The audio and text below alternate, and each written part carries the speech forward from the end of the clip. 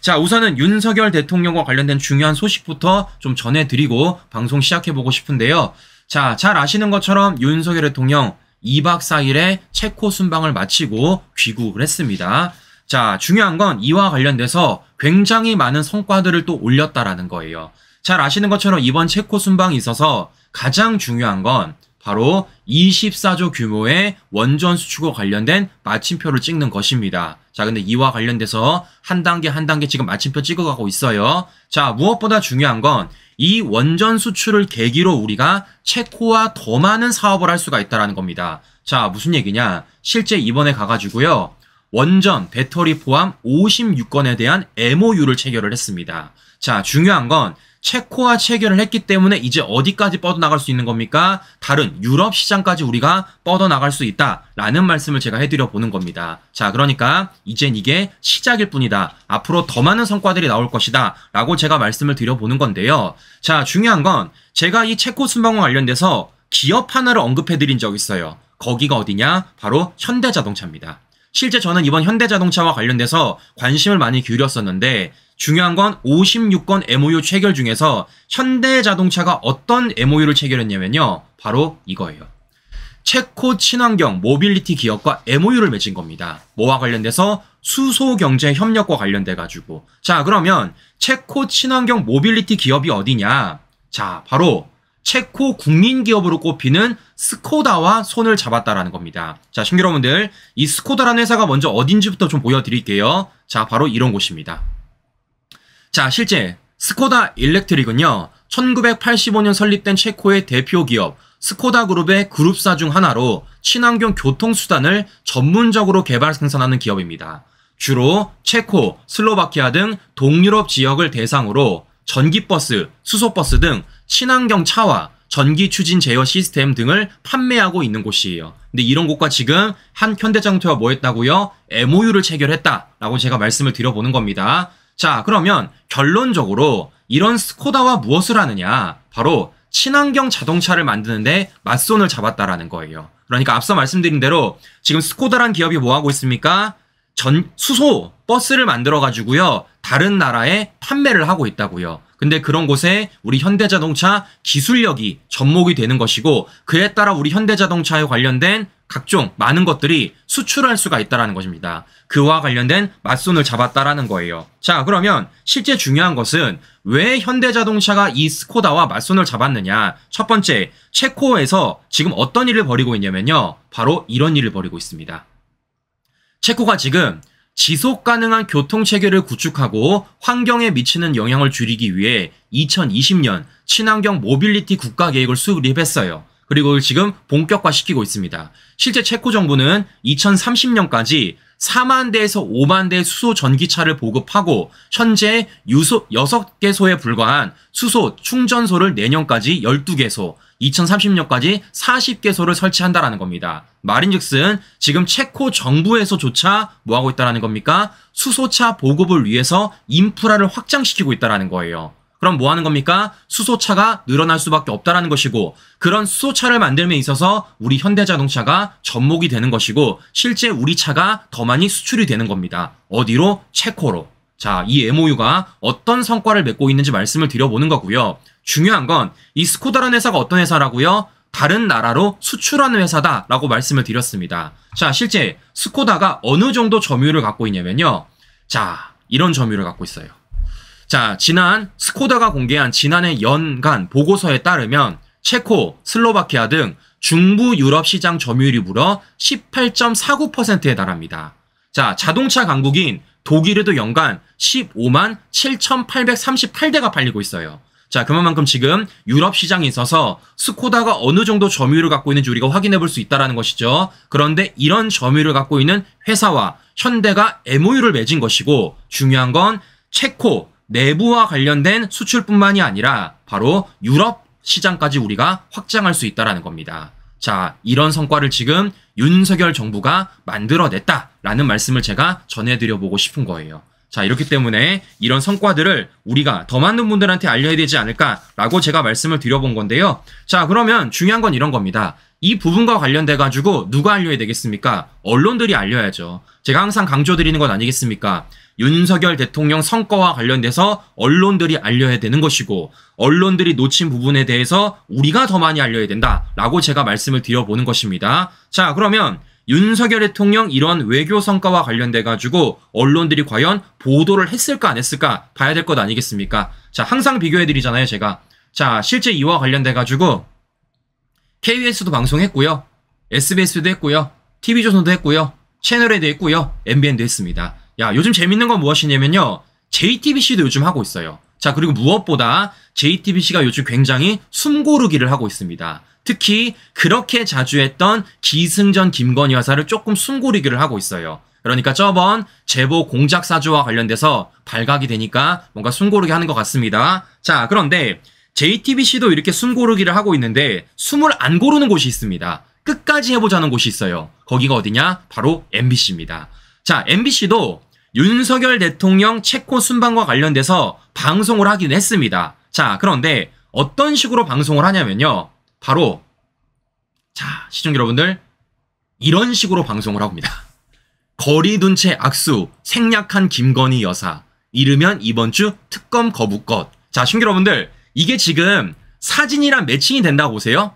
사진은 윤 대통령 순방과 관련된 사진인데요. 타이틀은 난데없이 김건희 여사가 등장을 하고 있다는 겁니다. 자, 지금 MBC가 이런 식으로 어떻게 보도를 하고 있느냐. 토요일에도 기승전 김건희 여사 했고요. 일요일에도 기승전 김건희 여사 했다라는 겁니다. 엄청 웃기죠, 신규 여러분들. 자, 무엇보다 저는 웃긴 게 뭐냐면요. 지금 윤석열 대통령이 순방에 돌아오고 나서 지금 MBC가 뭘 하고 있습니까? 김건희 여사를 향해서 거리 둔 채 악수를 생략했다고 말하고 있어요. 그런데 MBC가 이런 적이 처음이 아니잖아요. 언제도 있습니까? 순방에 나갈 때도 어두운 얼굴로 순방길에 오른 김건희 여사다라고 얘기한 겁니다. 자, 보는 것처럼 지금 윤 대통령 순방과 관련돼서 이들이 얼마나 징글징글하게 기승전 김건희 여사를 하고 있는지 확인해 볼 수 있는 것이고 아무 근거 없이 김건희 여사를 악마화시키고 있다라는 말씀을 제가 전해드리는 겁니다. 이렇기 때문에 우리는 이런 좌파들의 수작에 절대 넘어가면 안 된다라는 거예요. 자, 그러면 저는 하나 물어보고 싶은 게 있습니다. 자, 지금 MBC에 따르면 김건희 여사가 체코 순방에 돌아왔는데 거리를 둔 채 참모진들과 악수를 안 했다라는 거 얘기하는 건 아니겠습니까? 그럼 제가 물어볼게요. 김건희 여사가 악수를 왜 해요? 설마 지금 아직까지도 이런 사람의 향수를 느끼고 있는 겁니까? 네? 대통령을 앞질러가지고 저렇게 손 흔드는 김정숙의 모습 뭐 이런 거 원하는 거예요? 자, 지금 MBC가 얼마나 억지를 부리는지 우리가 확인해 볼 수 있다는 것이고 자, 중요한 건 체코 순방이 있어서 주인공이 누굽니까? 누가 뭐라 그래도 윤석열 대통령이에요. 윤석열 대통령. 지금 MBC가 기승전 김건희 여사 했던 소식들 모두 다 윤 대통령 체코 순방과 관련된 소식입니다. 그러면 실제 이와 관련돼서 뭐합니까? 대통령이 주인공입니다. 그리고 그와 관련된 세부적인 내용을 전해줘야 되는 거예요. 그런데 MBC는 뭐하고 있습니까? 윤 대통령 외교 순방에 관한 성과까지도 기승전 김건희 여사를 하면서 실제 성과는 알리지 않고 있고 그 과정 속에서 김건희 여사를 악마화까지 시키고 있다는 겁니다.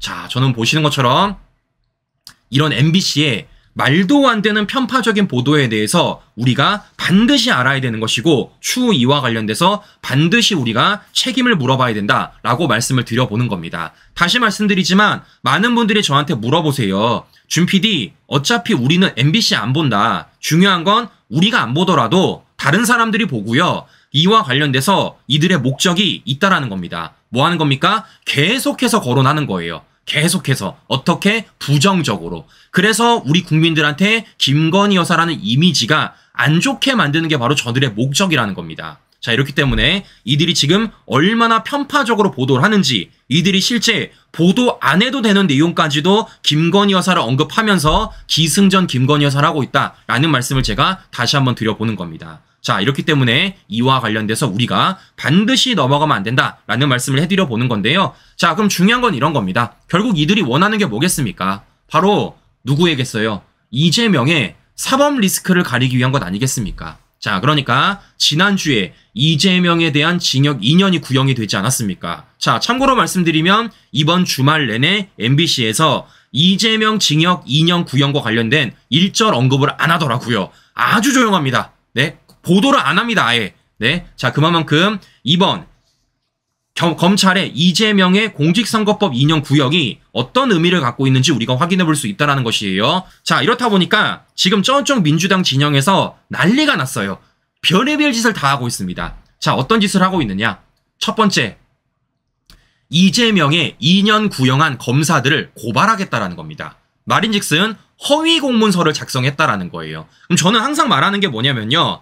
도대체 무슨 허위 공문서를 작성했는지 객관적인 자료를 내놓으세요. 그냥 말로만 당신들의 생각으로만 야 이거 검사들 2년 구형해서 허위 공문 작성했어 라고 말하는 게 아니라 객관적인 증거를 내놓으라고요. 지금 뭐 하는 겁니까?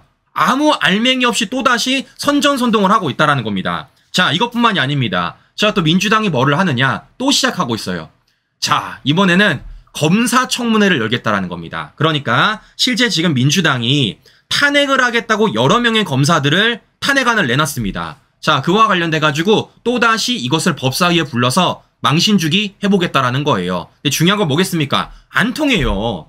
실제 저번에도 뭐 어떤 일이 벌어졌습니까?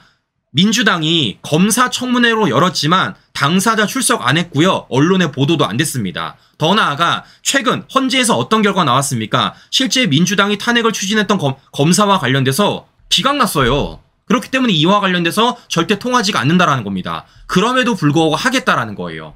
자, 이것뿐만이 아닙니다. 또 뭘 하느냐? 검사 압박 입법을 법사위에 심사를 돌입을 하겠다라는 겁니다. 자, 그러니까 지금 검찰을 어느 정도로 민주당이 압박을 하고 있는지 확인해 볼 수 있다는 것이고 또 한 가지는 무엇이냐? 이젠 아예 사법부까지 압박을 가하겠다라는 겁니다. 판례기려면 탄핵하겠다 이렇게 말하고 있다는 거예요. 그러니까 이번 이재명의 선고와 관련돼서 누구 재판부를 압박하는 그런 모습을 우리가 확인해 볼 수 있다는 것이죠. 자, 그러면 우린 여기서 크게 두 가지를 정리할 수 있습니다. 첫 번째 뭐라는 겁니까? 지금 이재명 방탄을 위해서 민주당이 전체적으로 그냥 마구잡이로 나가고 있다라는 말씀을 제가 해드려 보는 겁니다. 말도 안 되는 거죠. 자, 그런데 중요한 건 이런 거죠, 신규 여러분들. 제가 지금 보여드렸던 이런 내용들 예측 가능하신 일 아닙니까? 예측 가능한 일? 자, 그러니까 말씀을 드리면 이런 거 아니겠어요. 지금 민주당 일단 첫 번째 이재명을 2년 구형했던 검사들을 고발하겠다. 예측 가능합니다. 두 번째, 실제 검사 청문회 열겠다. 이것도 예측 가능합니다. 세 번째, 검사 압박 입법 실제 돌입하겠다. 이거 예측 가능합니다. 심지어는 사법부까지도 압박하겠다. 예측 가능해요. 자, 왜겠습니까? 맨날 이래 왔잖아. 맨날. 네? 이게 한두 번이 아니잖아요. 맨날 했잖아요. 맨날. 이렇기 때문에 뭐 하는 겁니까? 이게 시작이 아니라 반복된 재탕이라는 거예요. 이렇기 때문에 이와 관련돼서 우리 국민들이 어떤 생각 들겠습니까? 야, 검찰이 진짜 이거 너무한 거 아니야? 라는 생각이 들겠어요? 아니죠. 뭐 하겠습니까? 야, 저것들 또 저러네. 이런 생각이 들 수밖에 없다라는 겁니다. 즉 뭐 하겠습니까? 결국에는 개딸들만을 위한 저런 일을 벌이고 있다는 것이고 중요한 건 개딸들만 이것을 공감할 뿐이지 다른 일반적인 국민들은 전혀 공감 못하는 일들을 민주당이 벌이고 있다라는 말씀을 제가 해드려 보는 겁니다. 자, 또 한 가지 중요한 게 뭐겠습니까? 그만큼 이번 이재명의 공직선거법 재판에 있어서 검찰의 2년 구형이 저들에게 굉장히 뼈아팠다라는 거예요. 자, 그러니까 실제 지금 언론 보도를 보면요. 민주당 내부에서도 많이 나와봤자 벌금형이 나오겠다라는 생각을 가졌었습니다. 자, 그런데 실제 벌금형이 아니라 뭐가 나왔습니까? 징역형이 나왔어요. 그것도 선거법 재판에 있어서 특히 이재명에 해당되는 데 있어서 가장 최고형이 나오지 않았습니까? 자, 이렇기 때문에 민주당 자체도 당황스러운 겁니다. 야, 요 정도까지 나온다고? 이러니까 어떻습니까? 지금 자신들이 할 수 있는 입법부의 모든 권한을 동원해가지고 지금 검찰, 심지어 사법부까지 이들이 압박을 하고 있다라는 말씀을 제가 해드려 보는 겁니다. 지금 뭐 하는 겁니까? 막 나가는 거죠. 막 나가는 거. 자, 그런데 중요한 건 이런 거죠, 여러분들. 이들이 이렇게 막 나간다고 이게 덮여지겠냐고요. 저는 그래서 오늘 언론 기사를 보다가 이 사설글이 너무나도 공감이 됐습니다. 자, 서울경제 사설글이에요. 검사, 판사 겁박으로 사법 리스크와 진실을 덮을 수 없다. 맞는 거 아닙니까, 신규 여러분들? 네? 겁박한다고 이재명이 없는 죄가, 아니, 있는 죄가 없어집니까? 이재명과 관련된 모든 사안이 덮여져요? 절대 이재명의 사법 리스크와 진실은 덮을 수 없다라는 말씀을 제가 해드려 보는 겁니다. 자, 왜겠습니까? 여러 차례 강조를 해드렸지만요. 대한민국은요, 법치국가예요. 법치국가. 즉, 법 앞에는 모두가 평등하다라는 얘기입니다. 그리고 더 나아가서 법 앞에는 모두 다 평등해야 되는 거예요. 자, 실제 검찰이 이재명에 대해서 왜 징역 2년을 구형했습니까? 제가 보여드렸잖아요. 뭐가 있다고요? 바로 양형 기준이 있다고요. 어디서 발표한? 대법원에서 발표한 양형 기준이 있다라고 말씀을 드렸습니다. 자, 그래서 어떤 게 있다라는 겁니까? 일단 기본적으로 징역형은요 10개월까지 가능하고 벌금도 200에서 800만 원까지 가능합니다. 자, 그런데 감형과 가중이 있는데 이재명의 모든 모습들을 봤을 때 감형의 사유가 있습니까? 없습니다. 가중 사유밖에 없어요. 그렇기 때문에 검찰은 뭐 하는 겁니까? 그와 관련돼서 징역 2년이라는 최고형을 때린 겁니다. 즉, 대법원에서 당선 목적 허위사실 공표와 관련돼서 가장 많이 때릴 수 있는 2년을 구형을 한 것이고, 그와 관련돼서 이제 재판부가 결정을 해야 된다라는 말씀을 제가 전해드려보고 싶은 것입니다. 자, 왜냐면요 실제 이게 있습니다, 친구 여러분들.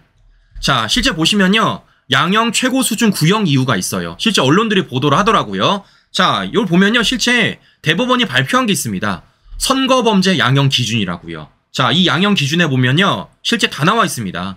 네, 자, 어떤 것이 실제 부정적으로 꼽히는지, 어떤 게 긍정적인 요인인지, 주요 참작 사유과 일반 참작 사유가 있습니다. 대충만 읽어보셔도 이재명은요 이와 관련돼가지고 이재명의 선거법 재판에 있어서 감형할 이유가 없어요. 모두 다 뭐만 있다라는 겁니까? 가중할 이유밖에 없다라는 겁니다. 자, 이렇기 때문에 이와 관련돼서 우린 뭘 해야 되겠습니까? 요 기준에 따라서 재판부가 판결을 내리도록 여론을 만들어야 된다라는 말씀을 제가 해드려 보는 겁니다. 많은 분들이 얘기를 하세요. 이번 선거법 재판이 있어가지고 원래는 10월 말쯤에 결과가 나올 것으로 많은 언론들이 보도를 했는데 이게 갑자기 11월 15일로 늦춰졌기 때문에 야, 이것도 뭐 있는 거 아니야? 라는 생각이 많이 드실 거라는 겁니다. 중요한 건 뭐겠습니까? 단순히 우리가 재판부를 향해서 똑바로 판결 내려라 라고 말하는 게 아니라 근거를 가지고 얘기하는 게 저는 중요하다고 생각을 합니다. 그래서 보여드린 거예요. 다른 것도 아닙니다. 사법부, 대법원에서 발표한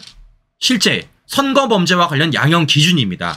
그 양형 기준에 따라서 사법부가 제대로 된 판결을 내리도록 우리가 알아야 되는 것이고, 그와 관련된 여론을 만드는 게 저와 우리 시청자 여러분들의 역할이지 않을까라는 말씀을 제가 해드려 보는 겁니다. 자, 무엇보다 이재명의 선거법 재판에 있어서 가장 중요한 게 무엇이냐면요, 바로 이거예요. 고의성 판단이 쟁점이라는 겁니다. 그러니까 이재명이 선거법 재판을 왜 받습니까? 거짓말했기 때문이에요. 그러면 그 이재명의 거짓말이 고의성이 있느냐 없느냐가 굉장히 중요하다라는 겁니다. 그런데 제가 여러 차례 말씀을 드렸지만 고의성이 다분해요. 왜냐? 준비를 했잖아. 계획적이잖아요. 자, 한번 예시를 들어볼까요? 이재명의 맨 처음 김문기 처장을 모른다와 관련돼서 어떤 일이 있었습니까? 이재명이 한 번만 얘기한 게 아니라 무려 방송국 4곳에 가서 얘기를 했다고요. 네, 12월 22일 SBS 가서 했고요. 12월 24일 CBS 라디오 가서 얘기했고요. 12월 27일 KBS 가서 얘기했고요. 12월 29일 채널A 가서 얘기했습니다. 똑같이 김문기 처장을 압니까 모릅니까 라는 말에 대해서 이 4개 방송국 모두 다 이재명은 나는 김문기를 모른다 라고 얘기했다라는 겁니다. 제가 물어볼게요. 이게 고의성이 없습니까? 말이 안 되는 거죠. 무엇보다 또 하나 중요한 게 뭡니까? 2021년 12월 21일 날 무슨 일이 있었다고요? 김문기 처장의 사망 사건과 관련된 사망 소식이 들려왔었습니다. 그런데 2021년 12월 20일 이재명이 어디 출연했습니까? SBS 출연했어요. 뭐 하는 겁니까? 당연히 김문기 처장이 돌아가신 하루 전이기 때문에 김문기 처장과 관련해서 언론이 물어볼 수밖에 없다라는 겁니다. 지금 뭐 하는 겁니까? 이재명은요, 이게 그냥 자기도 모르게 나온 말이 아니라 준비된 발언이고 다분히 뭐 고의성이 있다라는 말씀을 제가 전해드리는 겁니다. 자, 또 한 가지가 뭐가 있습니까? 이재명의 백현동과 관련된 부분이 있어요. 이재명이 뭐라 그랬죠? 자신이 용도 변경 4단계를 함에 있어서 박근혜 정부 국토부로부터 협박받았다라고 얘기를 했다는 겁니다. 이것도 지금 이재명 뭐라고 말하고 있습니까? 뭐 혓바닥이 꼬였다 뭐 이런 얘기하고 있어요. 자, 그런데 중요한 건 뭐겠습니까? 이재명이 준비를 다 해왔잖아. 판넬도 준비해오고 심지어는 문서까지도 준비를 해왔잖아요. 이런 사람이 이게 고의성이 없다? 말이 안 되는 것이죠. 자, 이렇기 때문에 정리를 해보도록 하겠습니다. 보여드린 것처럼 이재명은 이번 선거법 재판이 있어서 모든 사유에 있어서 고의성이 다분하다. 왜냐? 방송 가서 여러 차례 했기 때문에, 심지어 자료까지 준비했기 때문에. 그럼 중요한 건 뭐겠습니까? 이런 내용에 따라서 제가 앞서 보여드렸던 대법원의 선거범죄 양형 기준에 따라 재판부가 선고를 똑바로 내려야 된다라는 말씀을 제가 다시 한 번 더 해드려 보는 것입니다. 자, 이렇기 때문에 우리 개딸 여러분들은요, 제가 여러 차례 말씀을 드렸지만 빨리 다른 사람 찾으세요. 제가 볼 땐 이재명은 거의 끝나간다라는 말씀을 제가 해드려 보는 겁니다. 자, 신규 여러분들, 여러 차례 말씀을 드렸지만 좌파들은 딴 거 없어요. 딱 한 개만 있습니다. 뭐 하는 겁니까? 여론전입니다. 여론전. 우리 많이 봤잖아요. 자, 그런데 중요한 건 뭐라는 겁니까? 이게 포장지만 화려할 뿐이지 알맹이는 텅텅 볐다고요. 그럼 우리가 저들이 지금 이재명 방탄을 위해서 어떤 자극적인 포장지를 갖고 있는지 간파하면 되는 것이고, 그 알맹이를 찢어다가 여기가 얼마나 텅텅 볐는지 우리가 알 수 있다는 겁니다. 반면 우리는 어떻습니까? 꽉 찼잖아요.